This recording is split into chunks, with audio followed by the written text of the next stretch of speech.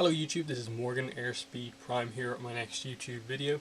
This one is going to be a little bit different than usual. As you can see from the title, this is going to be my top 10 movies.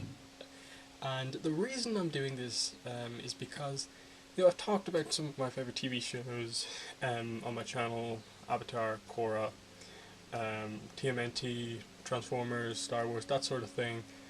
But I feel I really want to get this out there, what my top 10 movies are, just to give you like the full details and I suppose what my taste in movies is, basically. And where this really came from was the podcast co-host Kelly Gemini530 on Tumblr mentioned that she's basically put a post up on Tumblr saying like what her favourite movie was, and I'm just like, what is my favourite movie? And I really couldn't think of it right off the top of my head. One didn't just come straight to my mind as like, that's it, that is the best. So I really got to thinking, what are my top 10 movies? And I eventually came out with a list. It took a while. It's reasonably happy with it. Some of the positions, probably will change like day to day pretty much, but for the most part I'm pretty happy with it. So yeah, that's what it's going to be. I'm going to go through it, all 10 of them, discuss them a little bit. So it's probably going to be a pretty long video, so just strap yourselves in for this one. Before I start, I need to get some stuff out of the way as to why. Basically, I think a lot of my list is fairly similar. They're fairly similar types of movies, in that I only really watch certain genres. I don't like certain types of movies, so I'll just get some of them out of the way. There are no comedy movies on my list because I just do not watch comedies. I don't like comedy movies in general. Main reason is that I just find them very forced at times, and that the whole point of comedy movies is just like every scene is ultimately going to end in a joke, and I just don't like that. That you're expecting jokes, you're expecting to laugh the whole time.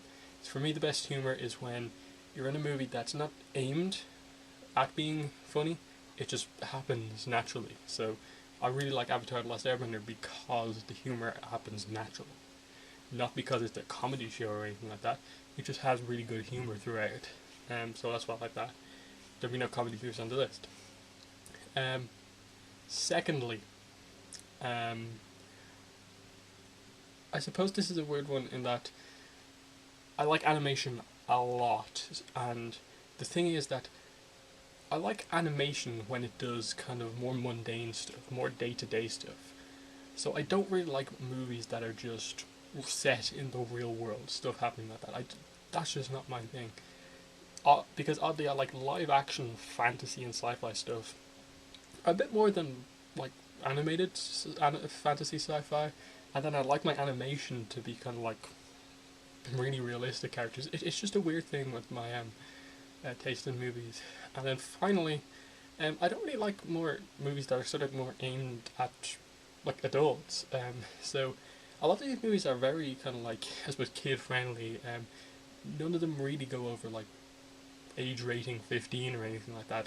Most of these are pretty like suitable for all sort of thing, and that's just because it's something I noticed with those movies. Like, I just feel like they're 18 plus because they really wanted to be 18 plus, and they just make everything really gritty. Like we have to like pander to everyone who it can get in to see this movie.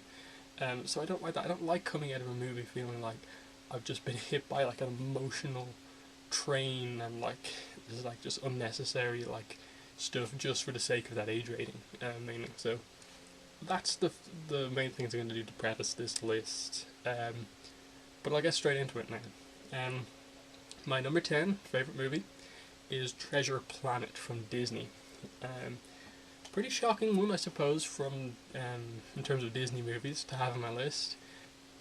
Disney movies will come back later on the list, but number 10 is Treasure Planet. And about a year ago, I'd say, I watched pretty much all of the Disney movies from about 1990 like onwards, and a lot of them I knew I would like again, like watching The Lion King and stuff like that, Aladdin and like them. But then it came to this one, Treasure Planet. I'd seen it when it first came out, didn't really think too much of it, but then I watched it again, and I was like, wow, this is really impressive, and I just really kind of fell in love with this movie because again it was the surprise. I wasn't expecting much out of it. Because I didn't really remember much of it going into it, and I really did like it. Um, the main reason I like it is the characterization of the main character, Jim Hawkins, and also the father-son kind of relationship that develops between John, Jim, and John Silver. Um, Obviously, John is not his actual father; it's just a father-figure relationship that develops, but it's done so well because the start of the movie does a really good job of presenting Yu Jim as this really rebellious kind of teenager who is making a lot of trouble for his mother because his father kind of left. I believe it's stated, and you just see that the mother and the son have a really good relationship. It's just she is not his father. He needs a kind of father figure influence in his life to kind of give him that kind of responsibility, and you can see how hard she's trying, and she just can't see anything going good for him. He's getting in trouble with the police a lot, and ultimately, this quest kind of basically comes upon him. Someone crashes outside his house, and he's kind of thrust into this quest. And from here, obviously, this is where he meets John Silver, and why I really like this relationship is because they're immediately kind of both suspicious of each other. But because they're both kind of fairly low down in the ship in terms of position, John Silver's the cook, he's basically the cook's assistant, they just develop this bond. Like, Jim at the start is not doing any of his responsibilities really, but then it really all changes when the music I'm Still Here comes on, and you get that kind of montage of the two kind of beginning to bond together. Him seeing John as his father figure, and John really beginning to kind of see Jim as this kind of son. And kind of John respects all the kind of freedom and stuff like that Jim has, and doesn't kind of try and get him out of this, but kind of encourages it a bit, but also encourages him to be more responsible. So that's one of my favourite scenes in any Disney movie. It's that I'm Still Here kind of montage. Go on YouTube, look up the montage straight from the movie. Brilliant stuff. And as it goes on, it turns out who the bad guy is, and you see that even though he's bad, he still thinks of Jim as a son. It's not just that it was a ruse. He actually had that connection. And the same with Jim to John, in that as much as he's become the villain, he still kind of respects him in a way for the kind of father figure and what he did for him. And it's a really nice tale, Treasure Planet, of like a rebellious teen learning responsibility while not having the kind of more free side of him being kind of just completely gone out of the way. In that it's his kind of free spiritedness that kind of helps him in the end. So Treasure Planet, really, really good movie. Love the stuff. Anyway, coming on to number 9, The Prince of Egypt from DreamWorks Animation. Now, I've never really seen many of Disney DreamWorks Animation's non kind of CGI animated movies. Mainly I'd seen them like starting with Shrek and then some of the other ones after that, but I'd never really seen the ones like here, like Spirit Stallion of the Cimarron and The Prince of Egypt, stuff like that. So when I actually watched this a few months ago, I think it was on TV, I really just was like, wow, I've been missing out here, and this one was just really good. And but the main story of this is obviously that it tells the book Exodus in the Bible, that story of Moses, Ramesses, the Ten Commandments and stuff like that. That's the story it tells. Now, I'm not really religious at all, so I have no kind of thing like, oh, it wasn't accurate to the Bible or anything like that. For me, it just told a very, very nice story. It was emotional, it was dramatic, and it had a really good relationship between the two brothers. Well, I suppose just brothers kind of thrust together, really, because Moses isn't actually Ramesses' brother, but they grew up knowing that, so they are brothers. And this is just such a highlight of the movie. When those two were on screen together, it just worked so well. at the start of the movie you have them having so much fun together, racing around Egypt on the kind of chariot things, having fun. Moses bringing out the fun side of Ramesses, but Ramesses always kind of, since he's the next in line to be pharaoh, he's kind of has to be more serious. But it's Moses who keeps him kind of like kind of honest in terms of kind of humor and stuff like that. Eventually, it comes out that Moses finds out about like where he actually came from. He's actually one of the slaves, basically. The slaves are his people, not the Egyptians.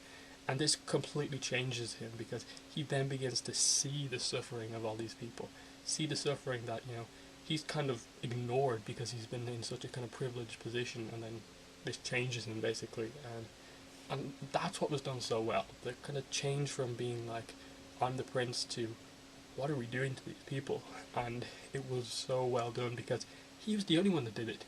Ramesses wasn't convinced.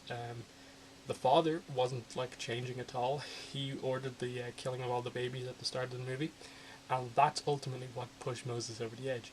And obviously, after the kind of accidental death when he kills someone to defend the slaves, he leaves, and from there you get this moment of kind of discovery where all his responsibilities are basically gone, and he's able to just join up with some of his people who are free, and just have this nice life free of any of this responsibility, until it's kind of asked of him by like God that he's the person who has to free the people.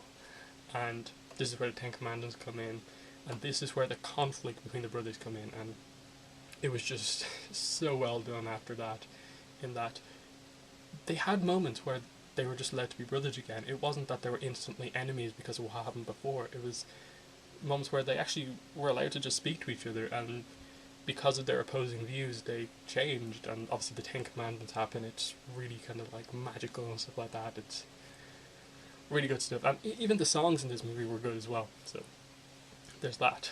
Probably rambled on way too long about the Prince of Egypt, but I really love that movie. Number 8 is The Avengers, so obviously live action movie now. Action movie, one of the best movies of last year, I think, 2012. I love The Avengers. For me, this is like the centerpiece of the Marvel Cinematic Universe, in that you've had all these kind of individual movies. You've had Thor, Iron Man, Captain America, Hulk, and all that. But this is all of them coming together as a group, as the Avengers, as this superhero team. And it was always going to be a huge task to actually make that work. All these strong characters work together and all have their own kind of personalities melding together.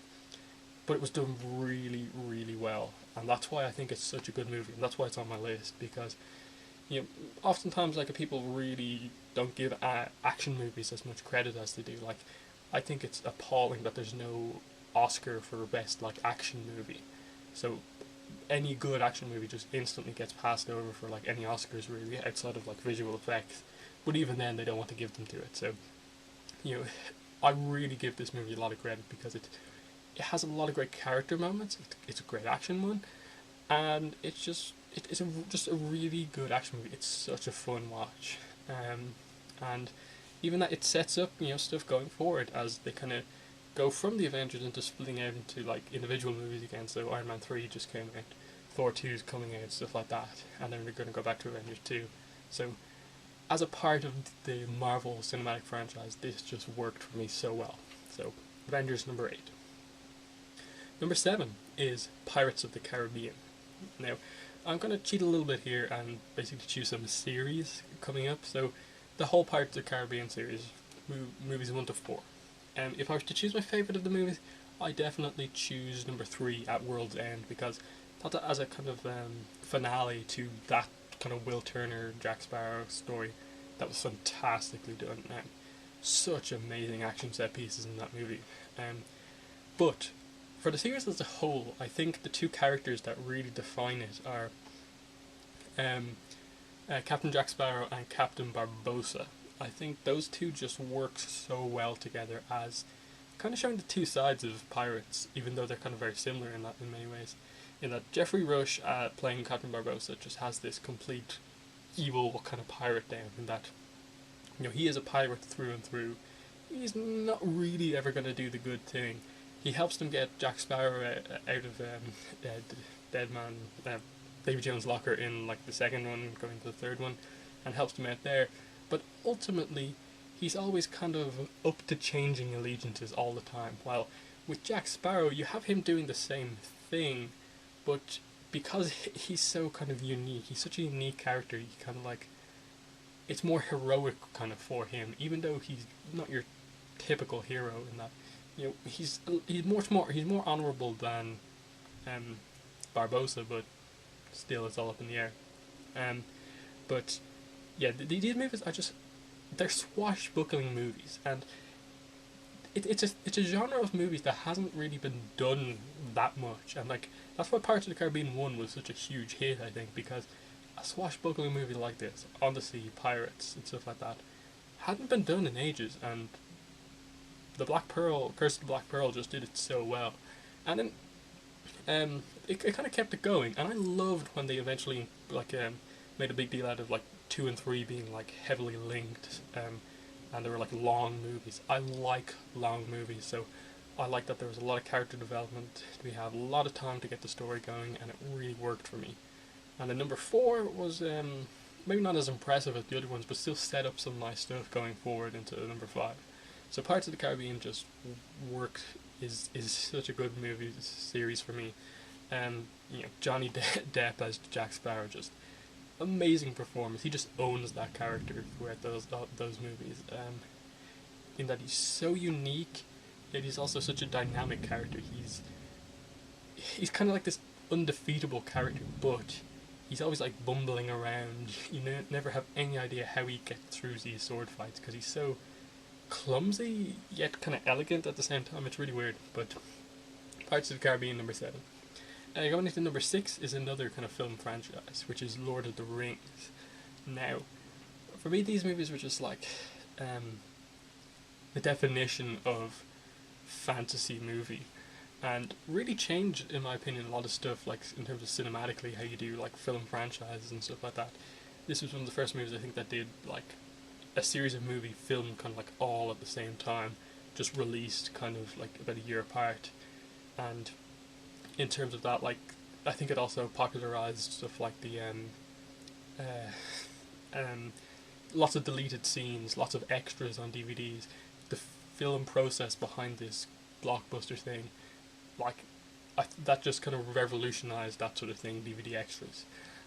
And then the movie itself is just epic, expansive in that you really get into Middle Earth, while having in the end, quite a simple story in that it's just Frodo has to take this ring of power that can't get into the enemy's hands into the enemy's kind of like main area and put it in Mount Doom to destroy it.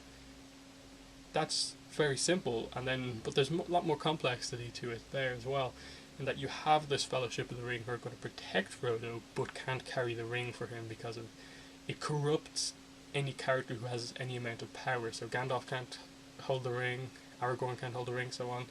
But because Frodo's a hobbit and he's like powerless, he's like one of the considered weak species on Middle Earth, that it won't corrupt him at all. And it's a big struggle for him. And then you see the other characters kind of really bonding together, this fellowship splits up and stuff like that. It's just a really good film franchise, I think. And you know, and then the big thing I think for me is just those battle scenes are just amazing. Pretty much the best battle scenes I've ever seen in any movie on that scale. The Battle of Helm's Deep in the Two Towers, which is my favourite movie and probably one of my favourite battle scenes in any movie. Absolutely love it. They give it time. Like I said about Pirates of the Caribbean, I love long movies. And the Lord of the Rings extended edition, all 3 movies together, runs at nearly 11 hours long. But I love that. I have no problem with watching a like 4-hour long movie at all, because you get more detail, more characterization, more time for the plot, and it worked so well for me. They're allowed to give Battle of Helm's Deep, which in the books isn't even like that massive of a battle, a lot of time, and make a big deal out of it. So Lord of the Rings, number 6. Sorry about that, my battery died and I didn't get a chance to finish it yesterday, so finishing the list today. So I believe it was at number 5. Okay, so my number 5 top movie is Professor Layton and the Eternal Diva. Now, this obviously is, from the name you can tell, it's based on the video games Professor Layton series on the DS and the 3DS from Nintendo. And it just basically tells one of the earliest stories in his career. So I think it's like after the 4th game, but in between the 4th and 5th game, I think. So yeah. So Professor Layton, I really like it. I like the characters and stuff like that. I love the animation style. The animation style for the cutscenes of the DS games is continued on in this movie. So it's really, really nicely animated, and it just looks fantastic. As well as that, as I said, the characters are really interesting. Professor Layton is a kind of Sherlock Holmes character, though, obviously he's not a his profession is not a detective. It's a professor of archaeology, but he's an expert puzzle solver, which helps him to solve all these riddles and crimes and stuff like that, which is obviously where the games come from. But instead of having a kind of odd personality like Sherlock Holmes, he is a true gentleman. That's his kind of real defining trait. He is really nice to pretty much everyone he meets. He never really gets angry or too overly emotional. He's just a really kind of polite man. While you get the emotion through his assistant Luke, who may look like his son but isn't actually his son. One of the games explains why he actually goes around with Professor Layton, and he's like his assistant because he really looks up to Layton. And you get the emotion and kind of connection to the kind of events happening through Luke and stuff like that. So there's a really nice dynamic between the two of them solving these mysteries. And this movie, The Eternal Diva, is basically about one of Professor Layton's students, who has since become an opera singer, sends Professor Layton a letter saying that she spoke to a little girl who basically spoke to her as one of her dead friends. So kind of like a personality kind of implanted in someone else. That's that. And that really sets up this mystery about what is going on here. And then he obviously attends an opera to go meet with her, discuss it further. And in this opera, basically what happens is it's taken over by these people, and they're basically forced to, everyone in the audience is forced to answer puzzles, because the winner who answers all these puzzles will get the secret to eternal life. And everyone wants to do it because pretty much everyone in the audience has something they need. This is where all the minor characters come into play. You have a guy who's dying, so he wants eternal life to stay alive. There's a footballer who's kind of injured and wants eternal life so he can heal up and go back to playing football, stuff like that. There's this kind of beautiful woman who wants to kind of stay young forever, that sort of thing. So it gives all the minor characters these kind of personalities as well. And through them you get the kind of greedy side of this, the people who really just want this for the sake of wanting it. While in reality what he's looking for, the villain kind of the thing, it turns out that it's actually a pretty emotional story, in that it's all about a father who, his daughter died and wants to basically keep her alive by implanting her personality into another girl, by kidnapping her. He's being assisted by the actual villain of the piece, who's up to something else in the background. So there's kind of two mysteries going on the same thing, and as I said, Professor Layton helps solve some of the mysteries, what's actually happening, and as I said, it's quite emotional in the end, since it has that kind of father-daughter relationship trying to keep her alive. As well as that, because it's the Eternal Diva, because she's an opera singer, there's some really, really good music throughout the whole movie as well. So, in my opinion, Professor Layton, excellent movie. Number 4, WALL-E.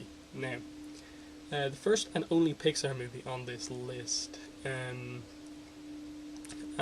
I definitely, when making this list, I looked at the list of all Pixar movies and kind of said to myself, I like a lot of these, but which is my favourite? And I went I like Toy Story 1, 2, and 3. I like A Bug's Life. The Incredibles is pretty good. Finding Nemo is excellent too. But then I just went to WALL-E and I was like, That's it. That is the one. I loved that movie when I first saw it, and I still love it to this day. Now, Wally. Initially, I got the connection and wanted to see it through the fact that I like Transformers, so I liked the idea of robots kind of being some of the main characters in the movie. But then, I was completely shocked when I actually watched it and found out what the movie was about. In that, it's all about Wally, who is a robot who is a pretty old robot, but over the course of time, he has developed feelings. He's learned to care about things. He's learned to especially love things. Now, he's a kind of collector. He's collected all these kind of human relics and stuff like that, including he happens to find the one remaining piece of kind of plant life on planet Earth, and that's important.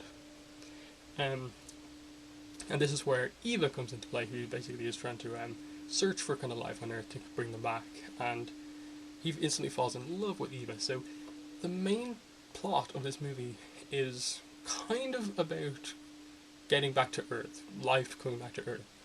But since Wally's the main character, it's actually about a robot love story between Wally and Eva. And when she gets the kind of plant back, basically, she goes into this kind of hibernation mode where he thinks she's dead, and he kind of stays with her for ages, no matter what the weather, no matter what's happening, and protects her basically.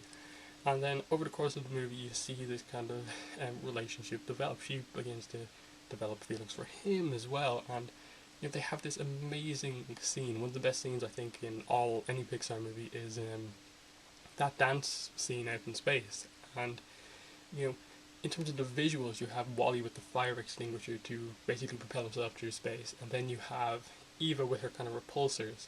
So you have this blue and then white powder kind of spiraling around each other, and it looks amazing. And it is kind of this kind of Wally and Eva first date kind of scene. It's very emotional. The music is really kind of nice in that it's kind of really quiet music. It's not loud and kind of booming for the scene. It's very quiet because they're in space and it works. And it's just a really nice moment. You see a lot of the humans on the ship kind of look out at them and gain inspiration and stuff like that. And then on the other side of things with the humans, some people complain about this movie for maybe having too kind of big environmental issues, kind of really throwing it in your face that like this is what humans are going to become, this is what's going to happen to the Earth.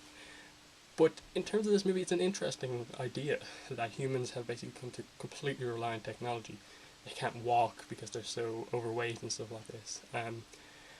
But then there is a kind of moment of inspiration when they eventually begin to rise kind of up against the machines who are actually kind of limiting them, and they're inspired by Wally and Eva, and it ends on a really nice note, I think, just with kind of hope renewed for humanity and stuff like that. And Wally and Eva, it's just really well done. So Wally, number 4. Now, number 3 is where I kind of cheated a bit, and I chose 2 Disney movies, kind of tied, because it's one of these things where like, oh, it's a top 10 movie list, but I kind of need to include this one, even though I have my top 10 list already. So it's a tie between Pocahontas and Tarzan. Now, I'll start off by saying Tarzan is one of these ones where I'm like, at times when I watch that, it's like, that's my favourite movie of all time. But I'm just going to place it as 3 to kind of compare it with Pocahontas. So I'm going to leave the 2 and 1 where they are. Though I kind of maybe would rate Tarzan like pretty high up on my list, a lot high. But it's one of those ones I need to watch all of these movies like today to really compare them. But anyway, Pocahontas. I really like this movie, and it's one I kind of stayed away from watching for a very long time. But I eventually got the DVD and watched it, and really did love it. And I love the kind of themes that it explores. Pocahontas herself is a very interesting kind of female character, in that she doesn't do the typical Disney princess thing, especially from the older Disney movies where she just waits for a guy to come, that sort of thing. No, she's very free-spirited. She's kind of goes with the flow, goes with nature, is very in tune with that sort of thing, and is kind of on the verge of kind of getting away from the ideals and like traditions of her people, which comes into play when she's kind of set up in this arranged marriage with this guy from her tribe. And that's when one of the main themes of the music comes on. Just around the river bend. It's like, should she choose to just go with the easy route, which she considers not to be free, and just marry this guy and make it easy, do whatever people want, or should she be free and kind of decide who she wants to love herself? And that's very, very interesting. And this is where the other humans arrive from, basically England, I believe, and they're basically here to search for gold, this treasure that they think is going to be found in this newfound land. And one of another songs later on in the movie is "Savages," and this really, really well describes kind of how both sides think of each other. The kind of more sophisticated English people, they consider the Indians, savages because they're not the same as them. While on the other side of things, you have, Pocahontas' people who consider them savages for what they do to the environment and that sort of thing, guns and that sort of thing. But it all comes back to, in my opinion, my favourite scene in all of Disney, maybe, and that is the Colours of the Wind song and kind of montage that happens on screen. And the opening line of that song, you think the only people who are people are the people who look and think like you, but if you walk the footsteps of a stranger, you'll learn things you never knew. That's fantastic. That is a lesson for kids to learn, and it's one of those things like, show anyone that kind of music number, and they will learn something from it. And it's such an important one in this movie for Pocahontas to teach this to John Smith, to make him understand. And it works very well, because if that had been done through dialogue, it would have been maybe a bit preachy. But because it was done through this really, really good music number where it's an excellent song with excellent lyrics and sung very well, with amazing visuals over it, it's perfectly done. And that's one of the main reasons I like Pocahontas, in that you have that really good kind of life lesson to take out of it. And like, as I said, anyone watching this like learns from that. And obviously throughout the movie, the romance develops between Pocahontas and John Smith, and kind of like these two worlds that are not meant to come together, and she's going against her people's traditions. He is going like out with a savage, what his people think. So it's very interesting, and I just love how it works out. And there's even like a pretty sad ending in the end, but it works out, and so that's kind of one half of my number 3 pick. On the other side of things, I picked Tarzan. Now, I almost forgot about this one. I completely forgot about it, because I was like, okay, I'll choose like Aladdin, Lion King or something like that. But then I was like, Tarzan. That's an amazing movie. And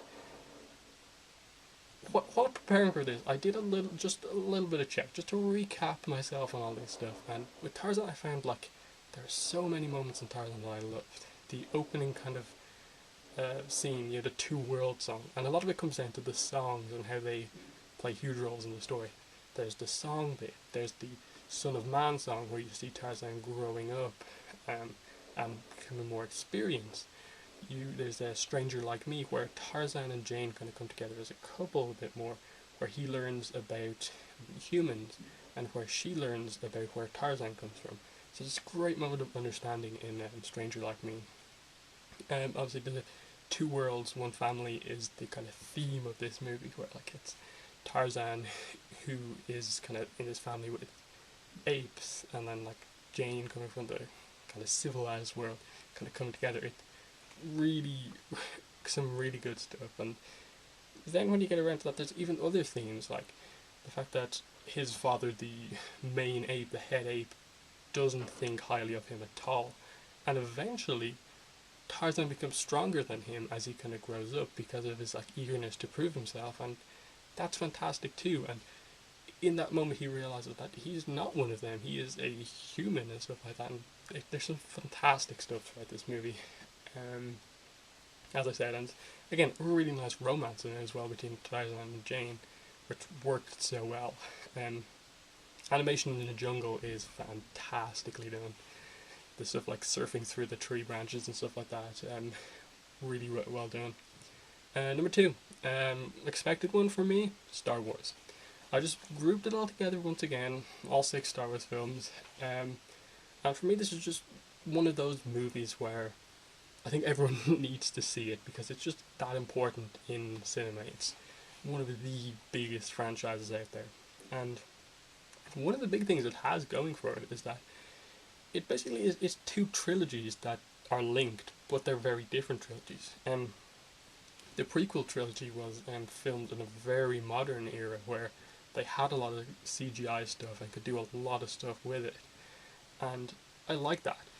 And then I also like, on the other hand, where you have the second three movies, which were filmed years ago when they didn't have all this stuff, and this different look between the films that works with the story as well, because it makes sense that the Empire wasn't in play in the first one, so they had tons of technology. Everything looked quite new, and then you go to the next one and everything looks worn.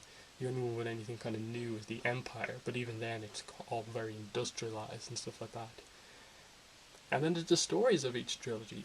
The story of Anakin plays throughout all six ones, but for the most part it's 1, 2, and 3 where Anakin's story is in, where you see him go from that boy with tons of potential to kind of becoming that Jedi with a lot of potential, and then just letting his flaws kind of take over in a way that his love for Padme ultimately is what brings him down to the dark side, and you kind of understand where he kind of comes from, but are shocked to see it happen. And then in the original trilogy, you have the story of Luke, and then him kind of helping his father to redeem himself, and it's a fantastic story. And I'm not going to go too long about Star Wars because it's one of those movies where, like, do I even have to kind of prove it that it's worthy of a top space on this movie list? But it's really good. Anyway, now number one, Studio Ghibli film, and it's Arrietty. So probably not the Studio Ghibli film you would expect. Now, I haven't seen all the Studio Ghibli films. I still need to watch a good few of them. But I've seen a lot of the main ones. I've seen like Spirited Away, Howl's Moving Castle, that sort of thing. But for me, this was the one I really kind of went, wow, this did some very impressive stuff. And now, this one isn't directed by Miyazaki. I think it's scripted, co-scripted by Miyazaki. So he does have an involvement in this, but not the kind of typical direction one where a lot of the movies he directs are often heavily praised. But I love this movie because it's very simplistic in a way. I like that there's not an incredible amount of characters. In terms of main characters, you have Arrietty herself, Sho, and really they're it for the main characters. You have Arrietty's kind of father and mother as kind of other minor characters. You have Spiller come in near the end, who's another borrower. And then you have kind of Haru, who's kind of like the villain of the piece, but that's something I like as well, in that Haru is just the cleaning lady in the house, and she is the villain of the thing, and she's not incredibly threatening at all, but it's just because the borrowers are so small, the little people are so small, that she actually becomes a threat. And it means that because you don't have a crazy threatening villain that like Sho and Arrietty need to kind of overcome as such, that you can really focus on like what this movie is about, and that's kind of like Arrietty and Sho's kind of friendship that develops out of nowhere, and kind of the two kind of growing up as well. And that's what I really like about this movie. It's just Arrietty's a very strong character in that, she goes on her first kind of borrowing mission with her father, and in this first time she gets spotted by Sho, and he's not trying to like capture them like say Haru would be. He's just interested and actually wants to get to know her, and eventually she comes to realize this and develops the friendship with him. And it's just interesting in the stuff that they talk about, in that it gets like quite deep kind of very quickly, in that obviously they're both interested in each other's world, but then he asks her kind of almost that like humans are better than borrowers, like, do you think your people are going to go extinct? And she gets really angry at him. But he then kind of quickly apologizes and then reveals that he has this heart condition, and that, as much as he considers them weak, he as a human is kind of even weaker than any of them right now because he can't really do as much. And she kind of inspires him to kind of keep fighting and have hope that he's going to have that surgery and he's going to get through it fine. And then you have this kind of passion throughout the movie of the two helping each other, and that he gives the kind of borrower's house that is kept in a room to them in where they're living under the floorboards, try and help them out, but it inadvertently kind of gets them spotted by more people. But then you have the sheer extent of what he goes through to help them. Then you see him running around, and he's got this heart condition, and you get the sense that he could die. He could just collapse at any moment and die. But he's doing this because he has a connection to Arrietty and these people now. And it was just this simplicity of this, that there wasn't an incredible, insane villain thing happening. It was just that Haru captured the mother. That was it, as the kind of threat at the end of the movie, and that's all they had to get through. But because of Arrietty and being really small, being little people, and because Sho wasn't as mobile because of his heart condition, it made it a real task for them to overcome together. And here's one of the other things I love about this movie as well, that because you have the little people, you have amazing art direction for how they, as humans, they're just small humans, how they use stuff from the big human world to create the same sort of stuff for their world. So you have some really clever ideas, like a sugar cube to them is like a year's supply of sugar, effectively, that sort of thing. And that they did the sense of scale on those moments where you kind of just had to focus on the borrowers amazingly well. And stuff like her using a kind of needle as a sword, and again the doll's house being a full-size house for them, and then other stuff like that, them going behind the floorboards and using nails as kind of steps and stuff like that. It was just exceptionally clever in terms of the art direction for this movie, which is beautifully animated. And then again, I've mentioned a lot of musical numbers throughout these movies, and I think Arrietty's theme is a fantastic piece of music. The way this movie goes out is really well done. And then the final thing I'll mention is just this movie is also kind of about Arrietty kind of becoming a borrower fully, I suppose. She's very, I suppose, timid maybe at the start with regards to how amazing her father is at doing all this stuff. But because of the kind of unusual things that she went through with Sho, she's actually develops into a very good borrower doing all this sort of stuff in the human world. And it just really works as this kind of growing up kind of movie for her.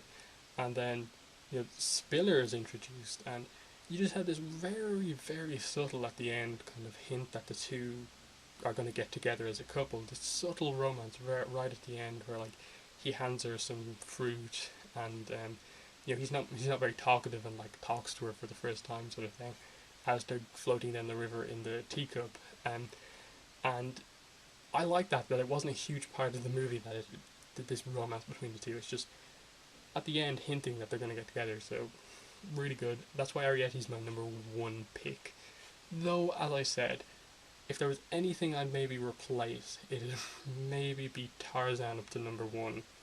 Maybe moving Arrietty down to number 3. But I'm going to stick with this as it is now. And so there you have it. That's my top 10 movie list. Please comment below with your thoughts on my list, your thoughts on, what's your own list of top movies? Do you have any of the same ones on your list? Do you have any completely different ones? And definitely let me know if you want me to do a top 10 TV show list, because that's something I'd love to do. I'll probably do it anyway because I like doing this video, and maybe I'll have a bit more to talk about as well in the movie list, because TV show list, because I think you can probably tell immediately what my top 1, 2 or 3 TV shows is, But I think there'll be a few surprises in there too, so thank you for watching this video, and bye.